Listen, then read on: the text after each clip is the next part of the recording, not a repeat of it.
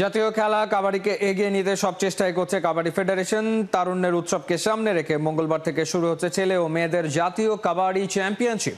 এই আয়োজনকে ঘিরে দেশের প্রতিটি জেলায় ছড়িয়ে পড়বে কাবাডির উন্মাদনা। আন্তঃজেলার সেমিফাইনালিস্ট 4টি দল সার্ভিসেস টিমগুলোর সাথে লড়বে জাতীয় চ্যাম্পিয়নশিপে।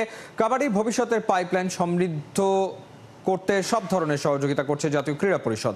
20 বছরের জন্য গোপালগঞ্জ মহিলা ক্রীড়া কমপ্লেক্সকে কাবাডি ফেডারেশনকে লিজ দেওয়া হয়েছে। সেই সাথে কাবাডি দলের খেলোয়াড়দেরও মাসিক বেতনের আওতায় আনা হবে। এই পদক্ষেপ কাবাডির উন্নয়নে একটি বড় মাইলফলক।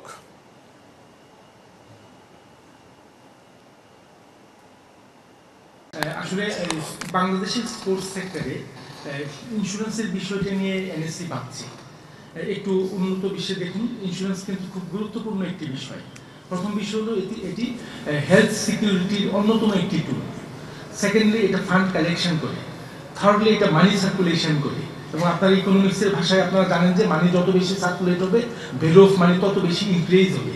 তো সার্বিকভাবে যে ওয়েলফেয়ার, এই বিষয়গুলো কিন্তু ইন্স্যুরেন্স দিয়ে শুরু হয়, অন্যতম একটা টুল। তো আমরা ভাবছি বাংলাদেশের স্পোর্টস এরিনাতে এই ইন্স্যুরেন্সটা কিভাবে ইমপ্লিমেন্ট করা যায়, কিভাবে কম্পালসারি করা যায়। পিতামাতাও কিন্তু আসলে পাঁচ সন্তানের প্রতি সমান দৃষ্টি দেয় না। সমান কখন? এই যে দেখেন, হাতের 5টা আঙ্গুল কিন্তু সমান না, ক্যাপাসিটি অনুসারে সমান।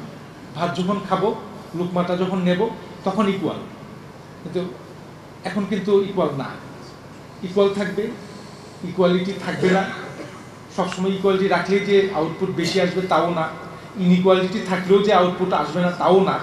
এবং কোনো কোনো ক্ষেত্রে আপনি ইকুয়াল রাখলে কাজ করতে পারবেন না।